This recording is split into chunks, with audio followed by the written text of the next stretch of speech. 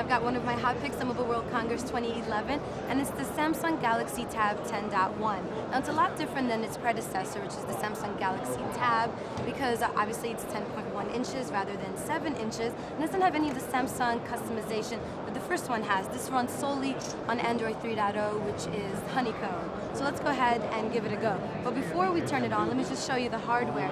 On the back, it's kind of made of a plastic feel, but it's got ridges that you can hold on each end. Very comfortable. On the top, you've got the power/hold button. You've got stereo sound on each end of the device. You've got power outlets here. You've got a little SIM spot here. And you've got volume controls on this side.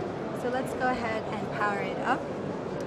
Just go ahead and open it.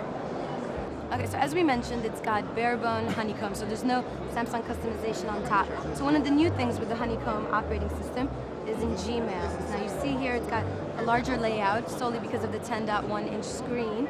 And if you go ahead and click on an email, you get the threaded messages, so you can kind of follow what the messages are about. There's 3 buttons on the bottom. There's a back button, a home screen, and a most recent apps. So these are all the most recent applications that we're running on this device. So we'll go back to the back button. So that's the new Gmail interface. There's also the camera interface. Now, I don't know if I've mentioned this, but there's an 8-megapixel camera on the back and a 2-megapixel camera in the front. So we can go ahead and switch it from the front-facing to forward-facing.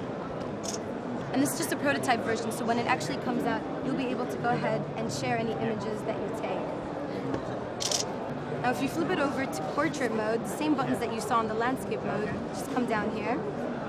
Now if you click on this, it takes you straight to settings, so you can change the time. You can see the battery, the brightness. You could adjust all those settings here, so one-touch settings. And one of the last features that we're going to show today at the Samsung Galaxy Tab 10.1 is books. Let's go ahead and take a look at that. As you can see, it's pretty nice. Go ahead and flip through the pages. So these are the 5 home screens you can choose from. You click on apps, and these are all the apps that you have downloaded. This version doesn't come with the Android market just yet, but when it launches, it will. And these are the apps that you've downloaded. So another feature is the plus sign here. If you click on that icon, you can add any apps and you can drag and drop them into any of the 5 home screens. So let's go ahead and add Latitude into the main home screen, music playlist into that one. So let's talk about the feel and weight of it. It is pretty light. It's a lot lighter than the iPad, and it feels a lot more comfortable to hold thanks to the curvatures on the back. As I mentioned, it's made out of plastic, and this has been running all day, and it's barely warm, so that's a good thing. It won't heat up.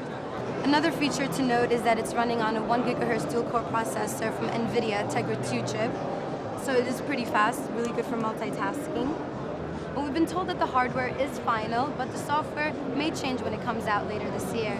Thanks for watching. I'm Leila and see you next time.